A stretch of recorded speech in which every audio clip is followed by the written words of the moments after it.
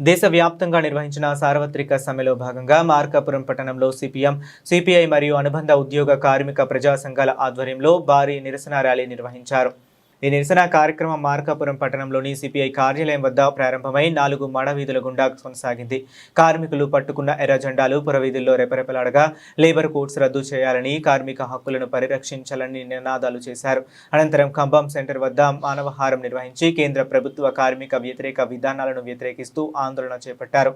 ఈ సందర్భంగా యూటీఎఫ్ రాష్ట్ర నాయకులు మీగడ వెంకటేశ్వరరెడ్డి మాట్లాడుతూ ప్రభుత్వ రంగ సంస్థల ప్రైవేటీకరణను ఉపసంహరించుకోవాలని డిమాండ్ చేశారు. మహాత్మా గాంధీ జాతీయ ఉపాధి హామీ పథకాన్ని కొనసాగించాలన్నారు.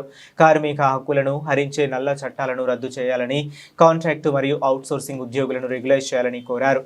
Anganwadi, mid day meals, ASHA, RPOA, school sweepers వర్కర్లను శాశ్వత ఉద్యోగులుగా చేయాలని డిమాండ్ చేశారు.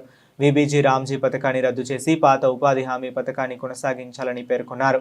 పంటలకు మద్దతు ధర కల్పించి 2025 విత్తన చట్టాన్ని రద్దు చేయాలని, అసంఘటిత రంగ కార్మికులకు సంక్షేమ బోర్డు ఏర్పాటు చేయాలని, సంక్షోభంలో ఉన్న డిజైన్స్ పరిశ్రమకు రాయితీలు ఇచ్చి ఉపాధి భద్రత కల్పించాలని కోరారు. ఈ సమ్మెలో సిపిఎం నాయకులు దగ్గుపాటి సోమయ్య, రఫీ, సిపిఐ నాయకులు అందే నాసరయ్య, కాసిం, యూటీఎఫ్ నాయకులు వీరారెడ్డి, మెప్మా సిబ్బంది, అంగన్వాడీలు, ఆశా వర్కర్లు, మున్సిపల్ ఇంజనీరింగ్ కార్మికులు, మున్సిపల్ కార్మికులు, ఆటో యూనియన్ కార్మికులు, ఆంధ్రప్రదేశ్ గ్రామీణ బ్యాంక్ ఆఫీసర్స్ యూనియన్స్, ఆంధ్రప్రదేశ్ గ్రామీణ బ్యాంక్ ఎంప్లాయీస్ యూనియన్ సభ్యులు తదితర ప్రజా సంఘాల నాయకులు, కార్యకర్తలు, కార్మికులు పెద్ద ఎత్తున పాల్గొన్నారు.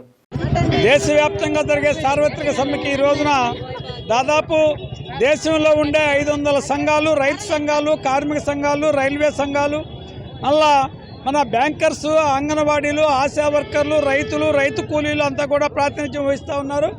మరి ఈరోజు ప్రధానమైనటువంటి ఉద్దేశము లేబర్ కోడ్లు రద్దు చేయటమే. లేబర్ కోడ్లని 29 కార్మిక కోడ్లను రద్దు చేసి 1926 నుంచి ఇప్పుడు దాదాపు 100 సంవత్సరాల నాడు సాధించుకున్నటువంటి కార్మిక కోడ్లను రద్దు చేసి ఈరోజు మరి లేబర్ కోడ్లు 2020 రూపంలోని 4 రూపాయల్లో తీసుకురావడం జరిగింది.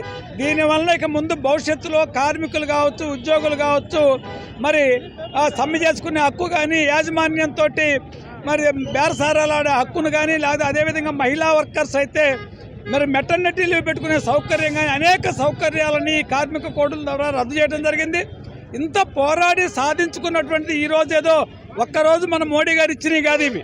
మోడీ గారు వచ్చిన తర్వాత ఉన్న సౌకర్యాలన్నీ, కార్మికులకు ఉన్న సౌకర్యాలన్నీ రద్దు చేసి ఈరోజు పని గంటలు కూడా పెంచి, మరి గతంలో 8 గంటల పని విధానం ఉండేదాన్ని ఈరోజు 12 గంటల నుంచి 13 గంటల పని విధానం ప్రవేశపెట్టాలనే ఉద్దేశం కనపడతా ఉంది.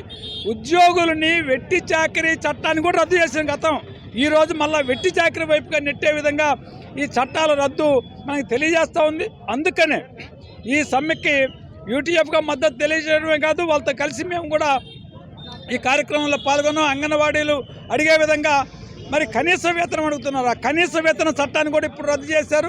అదేవిధంగా ఈపీఎఫ్ ఎంప్లాయీస్ కనీస పెన్షన్ 9,000 రూపాయలు అడుగుతూ ఉన్నారు.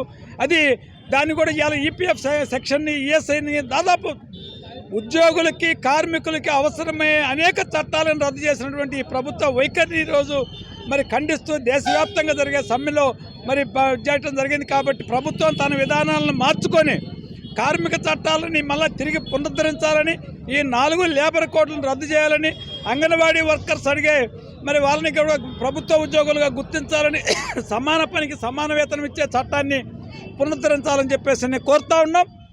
అదే కాదు, రైతులకి ఇచ్చినటువంటి స్వామినాథన్ కమిటీ సిఫారసు చేసినటువంటి మద్దతు ధర కల్పించాలని, అదేవిధంగా ఈరోజు గ్రామీణ ఉపాధి పథకంలో కూలీలకి, రైతు కూలీలకి గతంలో 90%, 10% కేంద్రము, రాష్ట్రం ఇచ్చాయి.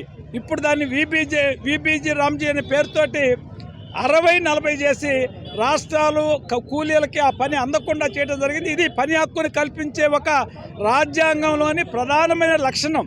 ఆ లక్ష్యాన్ని ఈరోజు మోడీ గారు పక్కదారి పట్టిస్తూ రైతు కూలీలని, రైతులను కూడా ఇబ్బంది పెట్టే పని ఈ చట్టాల ద్వారా చేయడం జరిగింది. కాబట్టి మేము ముఖ్యంగా ఒకటే, దేశవ్యాప్తంగా ప్రజల యొక్క అభిప్రాయాలకు అనుగుణంగా చట్టాలు తయారు చేయాలని, ఈ లేబర్ కోడ్లను రద్దు చేసి కార్మిక చట్టాలను తిరిగి పునరుద్ధరించాలని కోరుతా ఉన్నాం.